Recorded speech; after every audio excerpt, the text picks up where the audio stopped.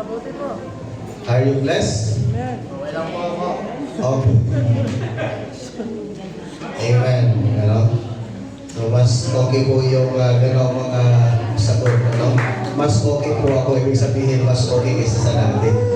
Ayan po ang pinakamagandang sagot kapag ikaw kinumusta. Kumusta ka na? Ito po, mas mabuti kaysa sa dati. Di ba?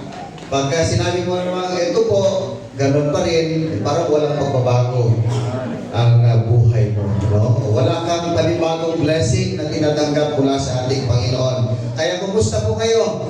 Mas mabuti po kayo sa mabuti. O, natuto na kayo. Okay. So, ngayong umaga ay atin pong tatalakayin ito pong mensahe ng ating Panginoon na siya ay nagpapangayag sa atin bilang ating Panginoon at manggagamot. So, He is not only our Lord, but He is also our great healer. Amen? Siya ang doktor ng mga doktor. Manggagamot natin lahat, anuman ang ating sakit, anuman ang ating karamdaman ay gagamutin ng ating Panginoon. I'd like to begin the message with this story. Meron po kaming kasama noon sa trabaho. At siya pala ay mayroong, ilagay po sa aming kaalaman, meron sa sakit na epileptic. At noong siya po ay inatake, no, ng kanya pong sakit, dahil hindi po namin alam, dinala siya ng kasama ko roon sa Mananawas. No? At doon po ay sila po nakapunta na rito sa mga Mananawas. Pagdating doon ay dahil nga sa mayroon siyang sakit, no, na epileptic at hindi ka namin alam, akala po nung Mananawas ay inaalihan siya ng demonyo. So, ang ginawa po ng Mananawas na ito, nilagyan, inipitan yung pagitan ng mga daliri niya ng isang matigas na bagay at inipit po yun. Habang yun po iniipit, sabi ng Mananawas, lumabas ka dyan. Masamang espiritu. Sino ka? Magpakilala ka. At yun naman pong kasama namin ay sumagot siya. Alam niyo yung boses na parang naipit sa, no? Naipit sa, ano? Naipit. At yan, yun po, mas lalong dinina, dahil akala ng Mananawas, inalihan po siya ng masamang espiritu. Okay? Napilitan ngayon siyang sumagot doon sa tinatanong noong pong Mananawas dahil ayaw niya nang masaktan pa. Dahil the more na hindi siya sumasagot, mas lalong iniibig yung kanyang kamay. Pagkatapos po, umamin po yung kasama na yun. Sabi nung kumpare ko, totoo ba talagang inalihan ka ng demonyo? Hindi. Sabi niya. Kaya ako sumagot dahil mas lalo niyang ayan na. Mas lalo niyang iniipit yung aking mga daliri. So, doon po namin napagtanto dahil inamin niya na meron pala siyang sakit na epileptic. Ano po ang lesson doon? Ano ang lesson? Pagka ikaw ay pumunta sa mga Mananawas, sa halip na isa lang yung sakit mo, madadagdagan pa yan. Madadagdagan. Tandaan po natin ang mga Mananawas ay wala po silang kapangyarihan magdamot. Hindi po sila makapagpapagaling nakakadagdag pa ng sakit. Subalit kung tayo po ay lumapit sa ating Panginoon, sa ating Diyos, siya ang magpapagaling sa atin anuman ang karamdaman na atin pong nararanasan. Amen? And that is exactly our message for today. Jesus Christ, our healer. Naniniwala ka ba na si Jesus ay nagpapagaling ng ating karamdaman hanggang ngayon? Amen. Praise the Lord. Tayo po bilang mga miyembro ng Kamako, isa po sa ating pinaniwalaan patungkol sa ating Panginoong Jesucristo ay walang iba kundi si Jesucristo ang ating manggagamot. Siya po ay nagpapagaling ng anumang sakit hanggang ngayon. At hindi lamang siya ang ating tagapagligtas, hindi lamang siya yung tagapagbanal o naglilinis sa ating po mga buhay, kundi siya rin po ay ating manggagamot. At narito po yung pahayag mula po sa Santiago na kung saan ay sinasabi na kapag tayo po ay sumampalataya sa ating Panginoong Jesucristo, ay mararanasan po natin ang kagalingan sa anumang karamdaman. Ang sabi po na Santiago chapter 5 verse 13 to 16, nahihirapan ba ang sino man sa inyo? Manalangin siya. Nagagalak ba ang sino man?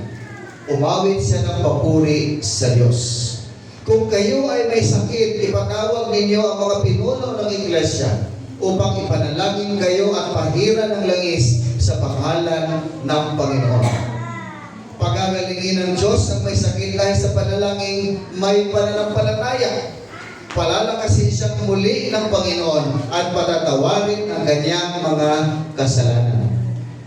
Kaya nga sa verse 16, ipagtapat ninyo sa inyong mga kapatid ang inyong mga kasalanan at ipanalangin ninyo ang isa't isa upang kayo'y gumaling. Malaki ang nagagawa ng panalangin ng taong matuwid. Ang ating pong teksto ngayong umaga na binasa natin kanina ng ating kapatid sa Marcos chapter 2 verses 1 to 12 ay atin pong susuriin ito pong teksto na ito at atin pong tatalakayin kung ano ang ating maaaring makukuha sa mga talata na ito na mga aral patungkol po sa ating Panginoong Jesucristo bilang ating manggagamot. Now, ito po ang konteksto. Ito po ang setting ng ang talata na ito. Ito po ay naganap noong araw na bumalik si Jesus sa Capernaum. Binanggit po dito ni Marcos ang balita tungkol sa pagdating ni Jesus sa Capernaum na agad namang kumalat na parang apoy sa lugar na iyon na si Jesus po ay at ito po ay agad na napuno ng maraming tao. Magandaan po natin na ang Capernaum ay ang lugar na pinili ni Jesus na manatili siya mula nang siya ay umalis sa Nazareth. Nabanggit po dito sa New Testament na sina Pedro, Andres, sila po ay magkapatid, ay parehong mula po sa Capernaum. At meron pa ang magkapatid si Santiago at saka si Juan, yung mga anak ni Zebedeo, at maging si Mateo na maniningil ng buwis. Ang mga ito ay nagmula po sa Capernaum. Ngayon, itong talata na ating binasa kanina, isipin po natin, gamitin po natin ang ating imagination, ang ating imahinasyon sa isang eksena na kung saan ay mayroong isang bahay na kung saan ay puno ng mga tao. Okay? Use your imagination. Isipin mo na mayroong isang bahay na puno-puno ng tao at wala nang lugar kahit sa labas ng pinto At isipin mo na si Jesus ay nasa loob ng bahay na yun at nangangaral ng mabuting balita. Okay? Gamitin po natin itong imahinasyon natin. Ito po ang eksenang nais nating isa-isip habang tayo po ay nagpapatuloy sa ating kwento ngayong umaga. Nagsimula ang kwento nang ang isang grupo ng hindi pinangalanang individual ay lumakad patungo sa bahay na kung saan po ay naroroon si Jesus. Okay? At bitbit nila ang kanilang kaibigan na paralisado. Paralisado. Dahil ang bahay ay puno ng mga tao, walang paraan upang makita si Jesus sa pamagitan ng pinto. At ang apat na individual ay pumunta sa ibabaw ng bubungan at doon po sila gumawa ng butas. Mahirap isipin kung ano ang ginawa ng mga kaibigan ito. Lalo na kapag nalilimitahan tayo ng ating imahinasyon sa uri ng ating uri ng mga bahay na meron po tayo. Yung bahay po noon, nung panahon po ni Jesus, ay yung bubong po ay flat. Okay? Hindi po yero ang kanilang bubong. Yun po ay mga pinagtagpi-tagpi na mga baga sa parang yung ginagamit po natin nipa, no? Alam niyo yung nipahan, sino po yung mga probinsyano rito?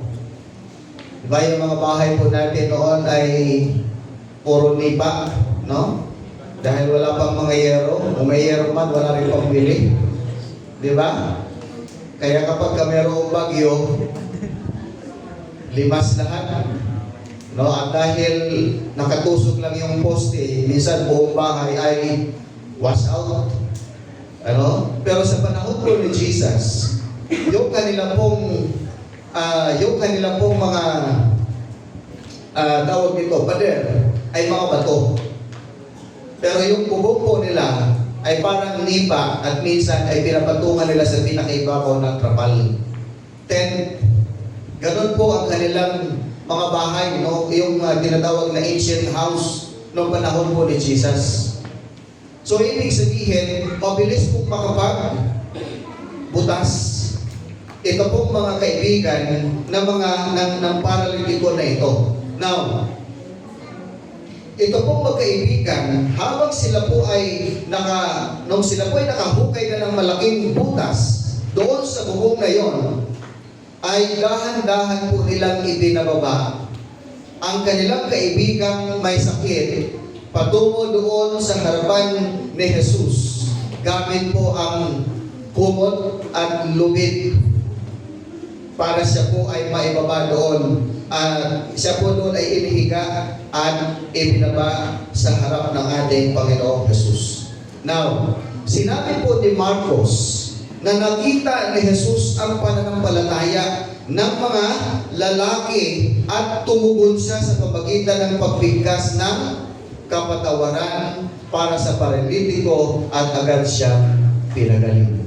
Take note, nakita po ni Jesus yung pagpupursige, pagsisikap at yung malaking pananampalataya ng mga kaibigan na ito na ang kanilang may sakit na kaibigan ay pagagalingin ng Panginoong Jesus.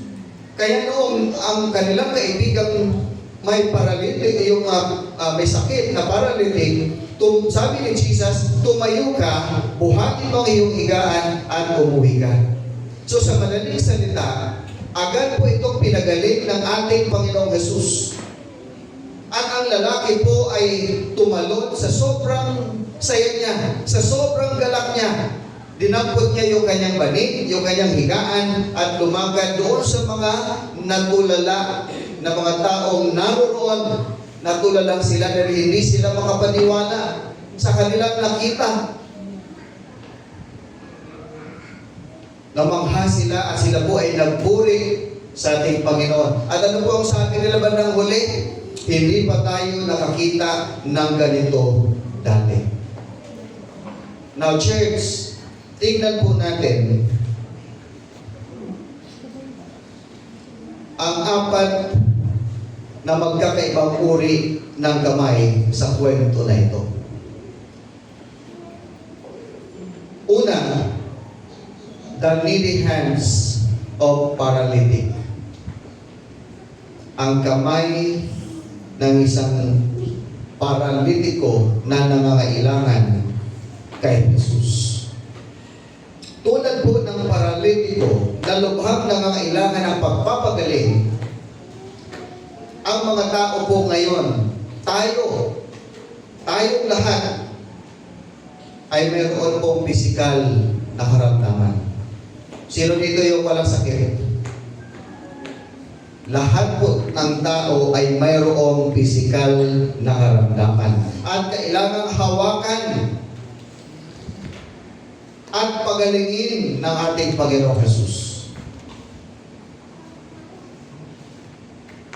Ang ilang mga tao po ay mayroong sakit sa damdamin. Sakit ng kalooban. Yung iba, dumaranas ng iba't ibang emosyonal na sugat. And I'm sure, church, marami sa atin ang narito ngayon na maaaring naghihirap at nagdurusa. Dulot ng mga sugat ng nakaraan.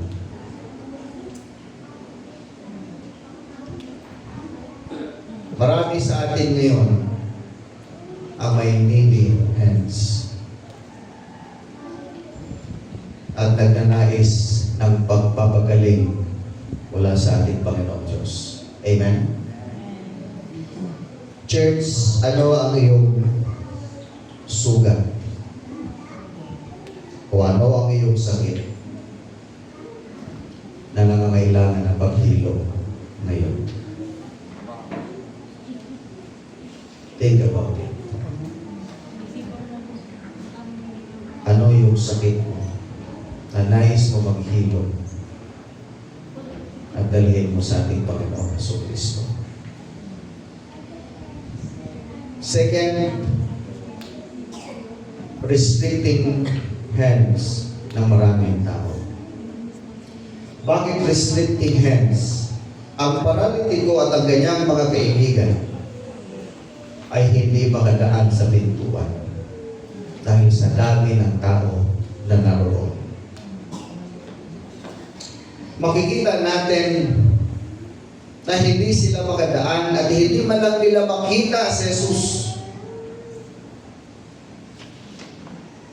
dahil sa paghihigpit ng mga kamay ng karamihan tao na naroon sa lugar na iyon. Kung minsan ang pagtanggap ng ating ninanais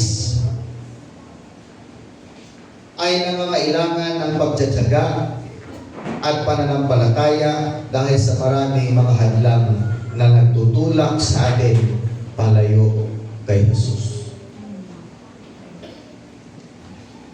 Marami sa atin yung nag-i-struggle sa buhay. Marami sa atin ang nahihirapan sa buhay. Marami sa atin ang nakakaranas ng tukso o marami po ang nagiging hadlang na tila nagsasara sa mga pagkakataon na dapat nating tanggapin mula sa ating Panginoong Diyos. Subalit sa dami po ng mga hadlang na ito, hindi po tayo basta-basta nakakalapit sa ating Panginoon. At hindi niya agad-agad na ibibigay yung mga pagkakataon at pinakamagandang mga pagpapala na inilaan ng Diyos sa atin. Dahil po sa mga hadlang, dahil po sa mga restrictions na atin pong nararanasan.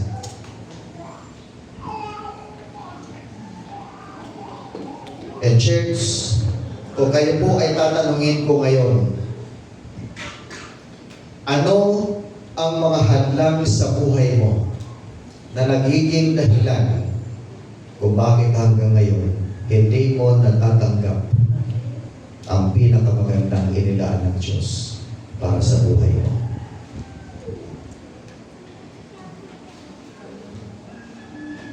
And thirdly, the helping hands ng mga kaibigan ng may sakit. Makikita po natin dito na si Jesus mismo ay humanga. Okay? Humanga siya sa pananampalataya ng mga kaibigan po ng taong may paralytic. Handa silang magsakripisyo. Nagpatuloy sila sa kabila ng maraming hadlang na kanila pong nararanasan. Gumawa po sila ng paraan. Hindi sila pumipo nung sila po ay pinagsarahan ng pinto. Hindi sila pumipo nung sila po ay hindi pa daanin para makapasok doon sa bahay na yon. Sa halip, sila po ay naghanap ng paraan upang madala kay Jesus ang kanilang kaibigan na lubhang nangangailangan ng kagalingan. Sa buhay po natin, mga kapatid, ang Diyos ay nagpapadala sa atin ng mga tao para tumulong sa atin. Huwag mong iisipin na ikaw ay nag-iisa. Huwag mong iisipin na wala kang katuwang, wala kang katulong sa buhay. Lalo na sa panahon na ikaw ay nangangailangan. May mga taong ipinadala ang Diyos sa iyo. Si Lord mismo gumagawa ng paraan. And in fact, marami pong paraan.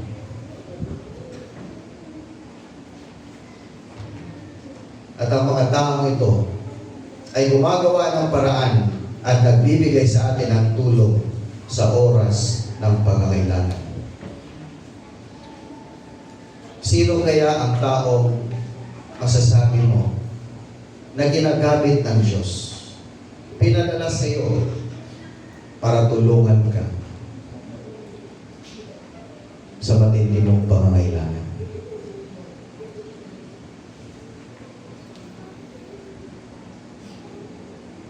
Ano kaya ang pwede nating sabihin sa kanila? Salamat.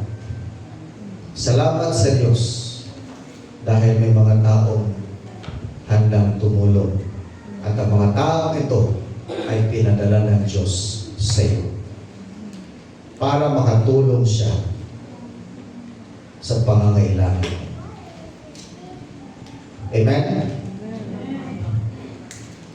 Baka naman kasi pagka ikaw ay tinulungan, ay agad-agad ka lang tatalikod, aalis, na parang walang nangyari. Matuto po tayo magpasalamat sa mga tao ngayon. Sila po'y pinadala ng Diyos. Sa atin, sa iyo, sa ating lahat. Pang-apat, the healing hands of Jesus. Pang-apat na kamay. Sa kwentong ito, makikita natin na unang pinatawad ni Jesus ang kasalanan ng taong paralitiko na ito at pagkatapos siya ay gumaling. Makikita natin na si Jesus dito bilang isa na nag-aalala para po sa kumpletong kagalingan at kapakanan ng tao. Ang taong may sakit ay hindi lamang gumaling sa kanyang paralysis, kundi siya din ay nakalaya sa pagkaalipin sa kasalanan na matagal nang nakagapos sa kanya. Matagal nang nakagapos sa kanya. At isa po ang kasalanan kung bakit ang tao po ay nahihirapan sa kalagayan ng kanyang buhay. At makikita po natin na una pong pinatawad ni Jesus ang kanyang kasalanan at pagkatapos po ay ang pagpapagaling sa Kanya. Indeed, kayang patawarin ni Jesus ang mga tao at pagalingin sa kanilang karamdaman. Bakit? Sapagkat siya ang dakila po nating manggagamot. Noon, ngayon, at magpakailanman, ang ating Diyos ay hindi nagbabago. Siya po ay tapat, siya po ay nagpapagaling ng anumang mga karamdaman. Nais lamang ng Diyos na tayo po ay magsumikap na lumapit sa Kanya, gumawa ng kaparaanan para makilala siya sa ating buhay. Hindi po tayo, ibig sabihin, hindi tayo gagaling kapag nandiyan ka lang sa panig, nakahiga, at wala ka na ibang gagawin kundi magmuni-muni lamang at makita mo yung mga putiki sa ibabaw ng iyong bubungan o ng kisame. Ibig sabihin, kung meron kang sakit, kung meron kang karamdaman, huwag kang magmukmok. Huwag ka lang higa ng higa, kundi ikaw ay umawa ng paraan at manalangin ka sa ating Panginoon. Amen? Amen. Kasi kapag tayo po ay nagmumukmok lang at laging nakahiga kapag tayo ay may sakit, lalong lumalala ang ating po karamdaman. Drop na yun. Para may nakita na agad. Baka sasabihin niya, labas na ako. Mukhang ako ang pinapagkukulan. Sabi ko nga kanina, lahat po tayo may mga sakit. Amen po ba? Lahat po tayo may mga sakit. Lahat po tayo may karamdaman. Ngayon, kung hahayaan mo si Jesus at hihipuin ng iyong katawan na mayroong karamdaman sa oras na ito, I tell you, kapatid, pagagalingin ka ng Diyos ano man ang iyong sakit ngayon. Amen? Palakpakan muna natin ang Panginoon. Ano naman ang mga espiritual na aral at pananaw na maaari natin makuha at matutunan mula sa kwento na ito, mula sa talata na ito?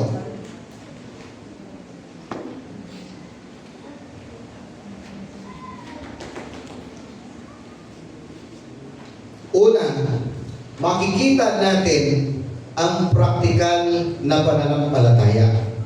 Sabi ni Marcos, na nakita ni Jesus ang kanilang pananampalataya ng mga kaibigan ng paralitiko na ito. Ang pananampalataya ay isang bagay na nakikita. Okay?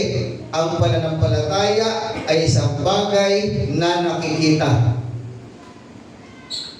Marami po kasing tao na sinasabi na ang pananampalataya ay isang bagay na hindi mo nakikita at hindi ito pisikal. Na nakikita o nahahawakan sa makatiwid, hindi ito nakikita. Subalit, dito po makikita natin sa Marcos na binigyang diin po dito na nakita ni Jesus ang kanilang pananampalataya. Okay? Yung pananampalataya ng mga kaibigan na ito. Ano po ang sabi ng Santiago chapter 2 verse 17? Gayon din naman, patay ang pananampalatayang walang kalakip na gawa. Ang grupo po ng mga magkakaibigan ay nagpakita ng kanilang pananampalataya kay Jesus. Amen? Naniniwala sila na ang tanging bagay na kailangan nilang gawin ay dalhin ang kanilang kaibigang may sakit patungo kay Jesus at si Jesus na ang bahala sa kanila, sa kanya. Practical ba ang ganong pananampalataya? Yes. And church, how about yung faith mo sa ating Panginoon? Masasabi mo ba na practical ang pananampalataya mo sa Diyos ngayon? Nakikita ba yung pananampalataya mo sa Panginoong Jesucristo? Nakikita ba yan sa iyong buhay?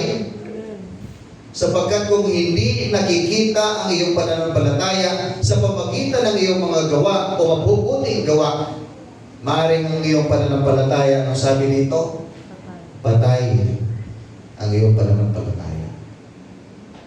Sa makatuwid, kung tayo ay naka-Kristo na, kung tayo ay sumasampalataya sa ating Panginoong Jesus na tunay, dapat may matibay na ebidensya na makikita sa ating buhay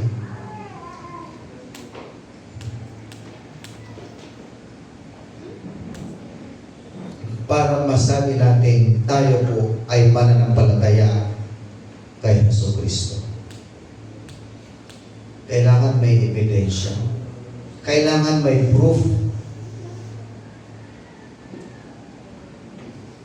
Hindi lang natin sinasabi na may pananampalataya tayo kay Jesus, kundi atin din po isinasabuhay at nakikita sa buhay po natin. Ito po sinasabi natin pananampalataya kay Kristo. Ikalawa na matutunan po natin dito, makikita natin ang kahalagahan ng pananampalataya sa karanasang ito sa pagpapagaling. Masasabi po natin na ang mga kaibigan ng may sakit ay malaki ang pananampalataya. Bakit? Dahil sa kanilang pagpupusige, sa kanilang pagsasakripisyo, na dalhin yung kanilang kaibigang may sakit. Katulad po ng ginawa namin ng mga ng kumpare ko, dalhin namin yung aming kasamahan mayroong sakit pero mali yung aming napagdalhan.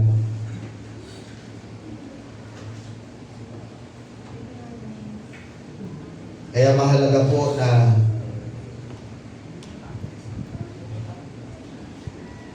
malaman natin, yes, meron tayong pagpupusigi, nagsasakripisyo tayo para sa ating kaibigan. Pero ang tanong, saan natin dadalhin? Ano? Saan natin dadalhin? At dito po makikita natin, isa lang ang naisip nila. Dalhin nila kay Jesus ang kanilang kaibigan at iharap ito kay Jesus upang mapagaling ang kanyang karamdaman.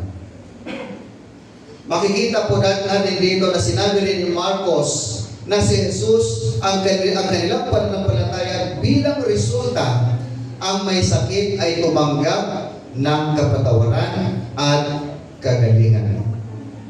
Santiago chapter 5 verse 15, sabi po dito, pagagalingin ng Diyos ang mga may sakit dahil sa panalangin may pananampalataya.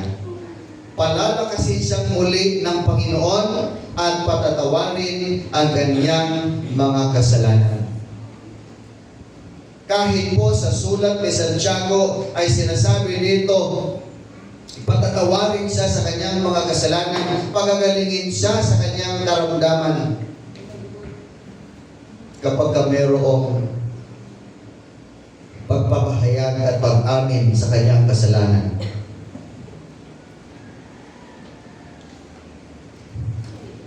Upang makatanggap ng kagalingan, kailangan nating manampalataya kay Jesus. Kailangan nating maniwala na si Jesus ay may kapangyarihan na pagalingin tayo at ililigtas tayo sa atin pong sa anumang pagiging alipin o anumang sakit na atin pong nararanasan. Marami po sa atin ay may mga sugat na dapat pagalingin. Amen? At pagiging alipin na dapat tayong mapalaya. Pagagalingin tayo ni Jesus ngayon, naniniwala ka ba? Amen. Hallelujah. Ang kailangan lamang natin gawin ay sumampalataya sa Kanya, magtiwala kay Jesus ngayon.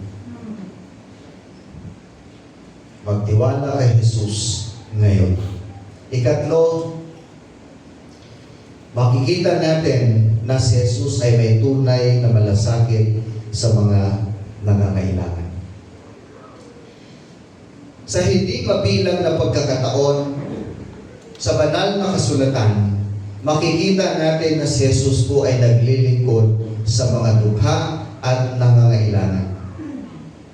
Tinutugunan po ng ating Panginoong Jesus ang lahat ng kanilang pangailangan. Dito po makikita natin ang pagpapakilan ni Jesus ng kanyang pagmamahal at pagmamalasakit sa paralitiko ay katulad din po ng pagpapakita niya ng kanyang pagmamalasakit at pagmamahal sa lahat ng tao. Si Jesus ay hindi lamang nag-aalaga sa pisikal na pangailangan ng mga taong may karamdaman, kundi pati na rin ang kanyang espiritual na pangangailangan. At ganyan din po ang ginawa ni Jesus doon po sa paralytic na tao. Hindi lamang po yung kanyang physical na concern ni Jesus, kundi maging yung kanyang spiritual. At ang Diyos po ay nagmamalasakit sa kanyang mga anak, sa kanyang mga tao, sa kanyang bayan. At ito po ay pinatunayan doon po sa mga awit chapter 23. Sino po nakabasa ng Psalms 23? Sino po ang nakababasa? Yan po ba'y madalas ninyong basahin? Pagka kayo ay nasa inyong tahanan? Kung makikita po natin, kung babasahin po natin itong talata na ito, Psalms 23, sa first verse pa lang, makikita na natin dito ang kabutihan ng Diyos. Ano po ang sabi? Si Yahweh ang aking pastol, hindi ako magkukulang. Wow, praise the Lord. Ibig sabihin kapag si Lord ang magiging pastol ng buhay mo, hindi ka pagkukulangin sa lahat ng pangangailangan mo. At kung babasahin mo po from itong kabuuan talata na ito, makikita mo yun pong ibinibigay ng Diyos bilang pastol ng buhay po natin: comfort, strength, protection, provision, guidance, and abundant blessing. No, makikita po natin dito, sabi rito sa verse 5, my cup overflows with blessings. Grabe si Lord. Pero kailangan siya ang maging pastol ng buhay.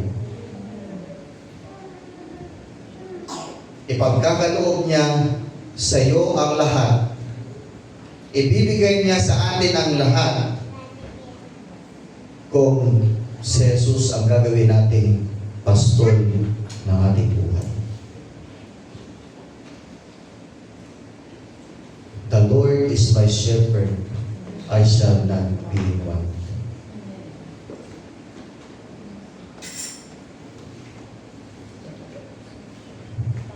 Kaya, I suggest basahin po ninyo yung talata na yan. At makikita mo at mararanasan mo na grabe si Lord, grabe siya kumagpala. Amen? Basahin po natin, pabili-bilihin, araw at gabi. At pag-aralan po ninyo ng pinakamalalim. No, halukayin po ninyo kung anong ibig sabihin yan sa inyong buhay. Napakaganda po ang verse na dapat po natin i-devotion, no? Araw-araw. Pang-apat, makikita natin na si Jesus ay may kapangyarihang magpagaling. Sinabi niya sa paralitiko, tumindig ka, buhatin mo ang iyong higaan at lumakad ka. Agad na gumaling ang paralitiko at ginawa niya kung ano ang sinabi ni Jesus.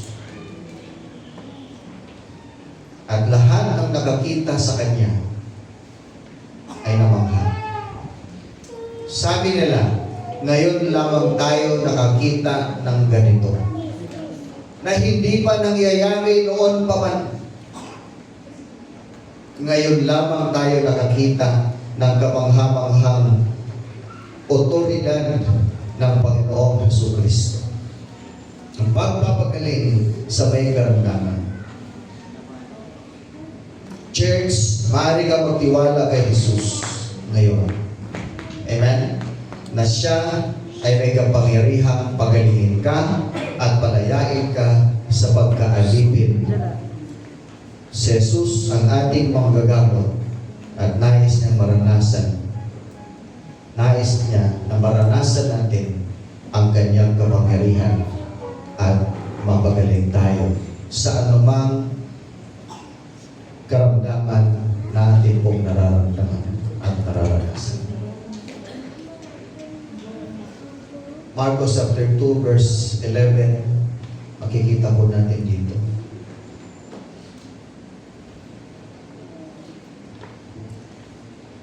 Yung taong pinagaling ni Jesus, fully healed, complete healing, yung ibinigay niya.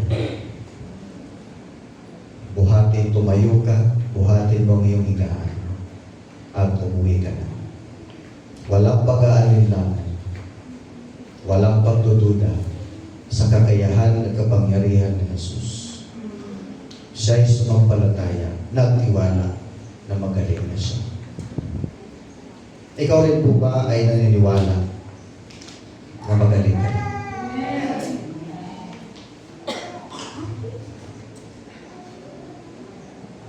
Ito po ang hamon sa atin.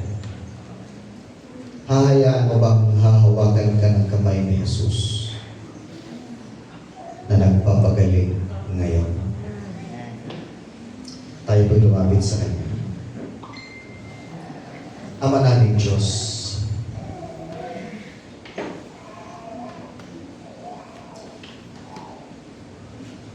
tunay nga po na lahat kami ay may mga karamdaman.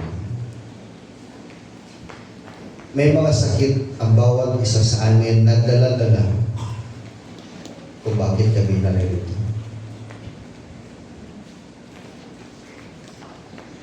Sapagkat kung ang hospital ay puntahan ng mga tao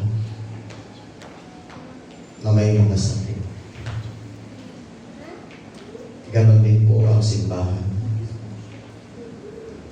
Puntahan din po ito ang mga taong may sakit, lalo na sa spiritual.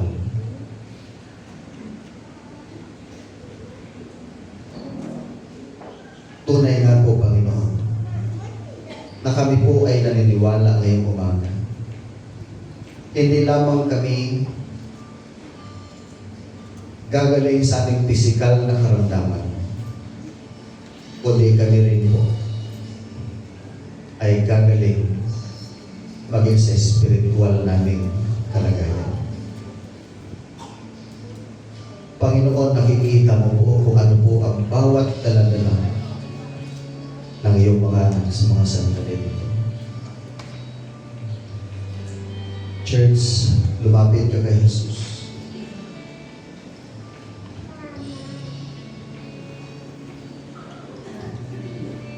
Sa oras na ito, lumapit ka sa Kanya.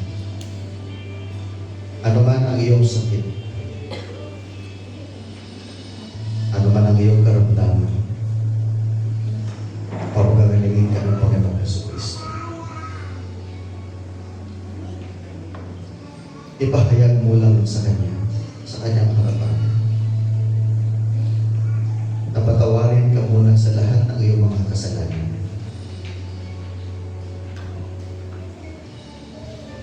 At hilingin mo sa Kanya na ikaw ay pagalingin. Ano mang uri ng sakit na meron ka ngayon. Let's come to Jesus. Oh, hallelujah.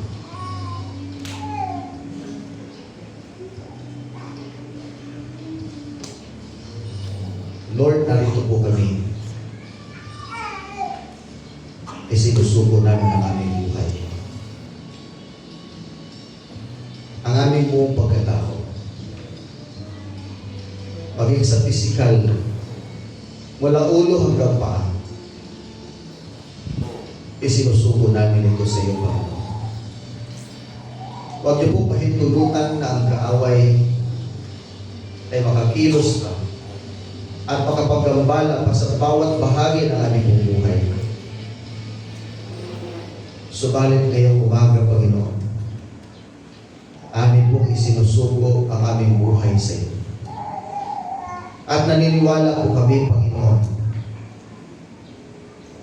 na hindi kami lalabas ng sanktuaryo na ito, na hindi namin bitbit ang kagalingan ay pagkakaloob mo sa amin, Panginoon. Bagos o Diyos, mula dito sa sanktuaryo na ito, ay bibitbitin namin ang mga pagpapala, ang kagalingan na ito, Panginoon, patungo sa aming mga tahanan. At kami po'y maging pagpapala din sa ito. Dalangin ko po, Lord, sa mga oras na ito, sino man ang may karamdaman,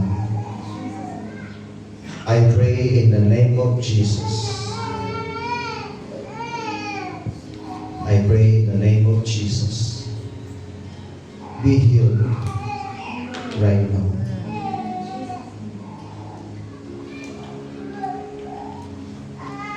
Panginoon, huwag niyo pong pahintulutan na ang sakit na ito ay babalik pa sa Kanya o sa sino mang tao na mayroong sakit sa oras na ito. Bagkus, Panginoon, itapon mo ito sa pinakamalalim na karagatan. Itapon mo ito, dalhin mo ito, Panginoon, sa pinakamalayong lugar, Panginoon, upang hindi na ito babalik o God sa aming mga kapatid na may karamdaman sa oras na ito. We ask, O Lord, for complete healing in the name of Jesus. Complete healing, O God. Ibalik mo po sa kanila ang ibayang lakas at sigla, Panginoon, sa mga oras na ito. Sa aming mga kapatiran na mayroong karamdamang emosyonal o may mga sugat pa sa mga nakaraan, Panginoon, ng kanilang buhay. In the name of Jesus, Lord, Ikaw po ang magbigay ng paghihilom sa oras na ito. Palayanin nila ang anumang sakit at anumang kirot na kailang nararanasan mula sa mga nakaraan ng Panginoon. In the name of Jesus.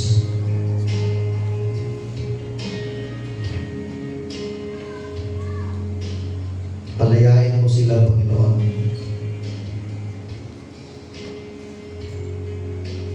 Mula sa pagiging alipin ng kasalanan. And we pray, O Lord, ang Espiritu mo ay siyang mananangin sa kanyang buhay sa oras na ito. Thank you, Lord. Lord, we surrender our lives to you. At kami po ay sumasampalataya, naniniwala sa oras na ito. Wala na ang anumang sakit. Wala na ang anumang hirap ng aming kalooban. Malaya na kami mula sa kasalanan. Taglay namin ngayon ang kagalakan. Taglay namin ang kalayaan. Taglay namin ngayon, Panginoon, ang pag-ibig mo, Jesus, na nanalaylay sa aming mga puso. Maraming salamat po, Diyos. We worship you, Lord. We praise you. And we are so grateful, Lord, sa lahat ng ginawa mo sa aming buhay. Thank you for the cross. And thank you, Lord, for your life you have given to us. Thank you, Lord. Salamat po sa umaga ito. Lahat ng anak ng Diyos ay magsabi na Amen. Amen. Amen.